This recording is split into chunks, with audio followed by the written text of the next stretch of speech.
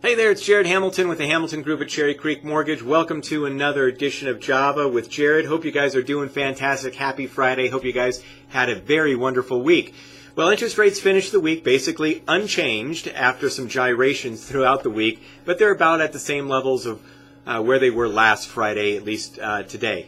We did, again, see some pretty volatile movement here in the market due to Federal Reserve testimony happening, and as well as some geopolitical events that, with yesterday's downing of Malaysia flight, that did cause some gyrations. In terms of economic data, we did see retail sales come in, and that showed that it was a little bit weaker than expected. Retail sales were down a little bit.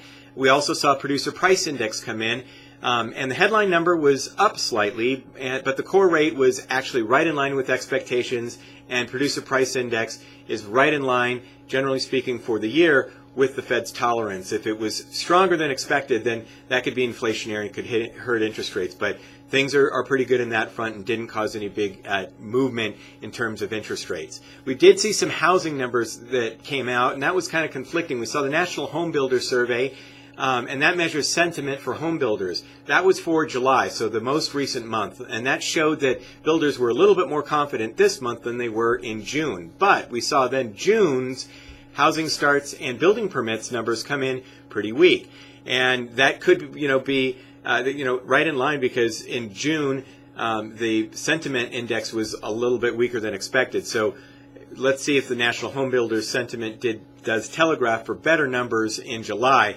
But in June, building permits came down 4%, and housing starts were down 9%. So those two numbers were pretty darn weak, and actually a lot of that was in the multifamily range. Residential single families were only up about 1%. So just not a lot of activity happening in what results in home sales and loans, but for more or less renters.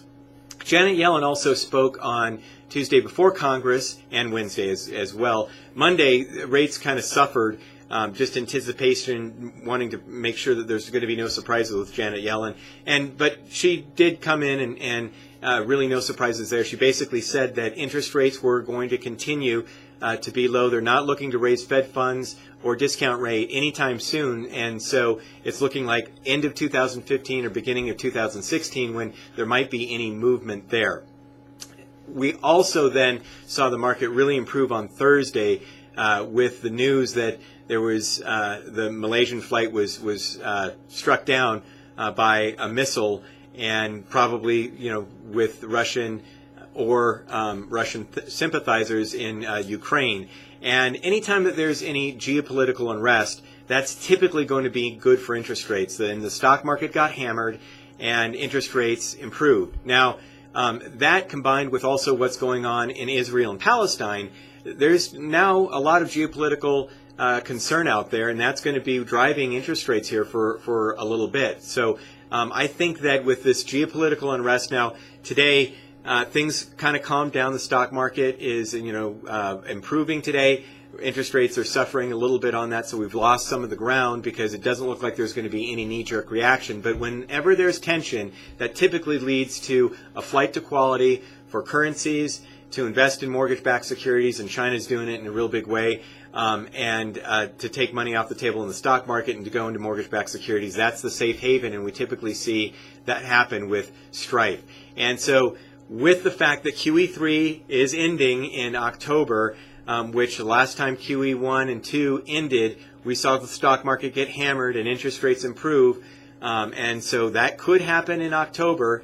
And also with this geopolitical unrest, we're going to see some volatility, but we could see interest rates continue to be fantastic and actually even improve a little bit towards the end of the summer buying months and into fall. So make sure you get your customers out there and start looking and getting that process, because they'll benefit probably by really good interest rates. So that's what's going on with the week. Hope that helps. We'll keep you informed. If you have any questions, please give us a call. Thanks for joining me with Java with Jared. If you have any customers that need some help over the weekend, if you're working, so are we. We'll talk to you later. Bye-bye.